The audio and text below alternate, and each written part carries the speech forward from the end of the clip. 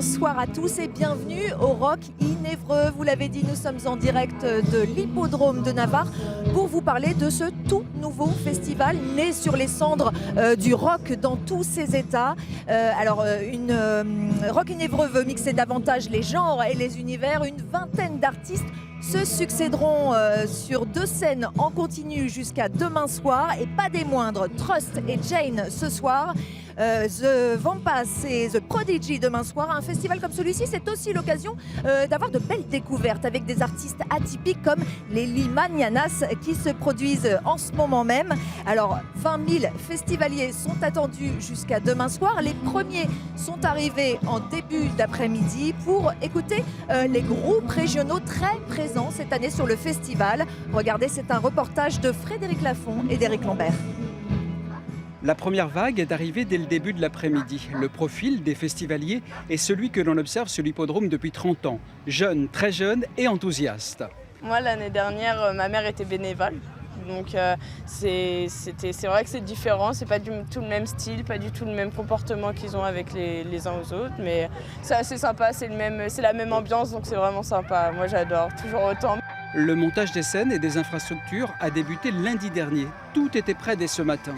Ce festival est né sur les cendres du rock dans tous ses états. Il a été mis sur pied aux mêmes dates et au même endroit que celui organisé depuis 30 ans par l'association L'Abordage. Mais c'est presque déjà de l'histoire ancienne, une page se tourne. De plus en plus on dit le maire d'Évreux a tué la culture à Évreux. Il aurait tué la culture s'il avait arrêté le festival. Là, il fait une autre proposition, il a changé d'équipe. C'est un choix, c'est douloureux pour l'ancienne équipe qui avait 30 ans d'âge. Et là, on part sur quelque chose d'autre, une autre ambition. Sur scène, les groupes ont commencé à jouer dès 16h30. Premier de cordée, les Slaughterhouse Brothers, un groupe normand dont le chanteur Lancelot refuse les querelles entre anciens et nouveaux. Le public, il s'en fout, il n'est même pas vraiment au courant. Les gens, ils ont envie de s'amuser et de passer un bon moment. Et je pense qu'il faut être dans cette démarche plutôt que dans la querelle. Indispensable pour que ce festival fonctionne, les bénévoles, ils sont 258 à participer à la préparation du festival, à le faire vivre, à l'accueil, au bar ou encore dans les loges des artistes. Et nous revoilà en direct du festival Rock in Évreux en compagnie de son directeur Yann Biville. Bonsoir. Bonsoir. Alors vous prenez la relève de cet événement. Ce festival, est-ce qu'il s'inscrit dans le changement ou dans la continuité du rock dans tous ses états ? Alors nous sommes dans la continuité du rock. Le rock à Évreux, ça date des années 60 avec le premier concert de Jimi Hendrix.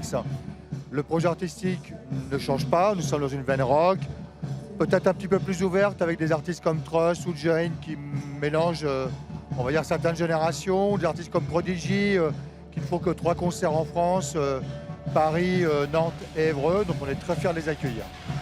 Alors comment monte-t-on un festival aussi rapidement ? En moins de 6 mois, il faut le rappeler. Avec beaucoup d'investissement, avec beaucoup de monde. Le festival a pu être remonté tout simplement parce que la culture du festival est chez les habitants, dans les associations, dans les entreprises et chez les personnes. On est arrivé à constituer une équipe quand même en quelques mois, quelques dizaines de semaines.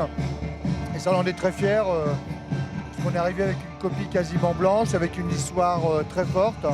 Donc on a pu monter une équipe, un petit noyau dur d'une trentaine de personnes et qui ont pu mobiliser environ 250 bénévoles avec une vingtaine d'associations partenaires et tout un réseau d'entreprises qui nous suivent et nous portent. Alors la programmation, en fait, vous l'avez voulu, vous l'avez dit, un instant très ouverte et ouverte aux différentes générations, en fait. Alors malheureusement, je ne vous entends pas très bien. Cette programmation, elle veut plaire à plusieurs générations. Alors oui. C'était votre but. Alors c'est une volonté effectivement de travailler à plusieurs générations. Comment vous dire ? C'est une programmation qui volontairement se joue avec des artistes qui viennent de différentes époques. Trust, c'est la fin des années 70, Prodigy, les années 90, Jane, c'est tout récent, c'est les années 2000. Des artistes comme Gojira également sont des artistes des années 2000. Donc l'idée c'est de mélanger les différentes générations, pousser les plus anciens à découvrir des jeunes artistes qui sont en vague montante. Et puis également permettre au public plus jeune de découvrir aussi 2 générations. C'est hyper intéressant pour un public qui vient écouter Clapton, de découvrir Prodigy, ou des artistes qui viennent écouter les Liminianas ou Jane, de découvrir Trust. Exactement. Exactement, alors ces artistes de la nouvelle génération dont vous parliez, il y a l'un de vos coups de cœur, c'est Samba de la Muerte. On les a rencontrés cet après-midi. Vous allez voir, leur nom reflète leur musique. On les écoute. Un petit peu plus de kick pour moi, s'il te plaît.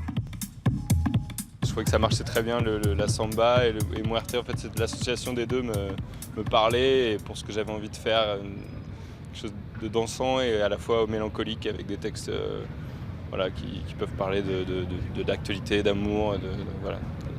Presque chamanique, diraient certains. Ouais, un peu de trance, chamanique. Ouais, y a surtout le live qui a un côté trance, c'est une évolution.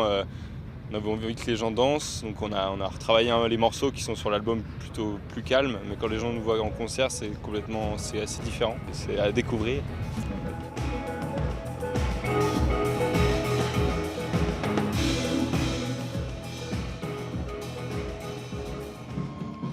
Merci beaucoup Yann Biville et je vous souhaite de passer un bon festival.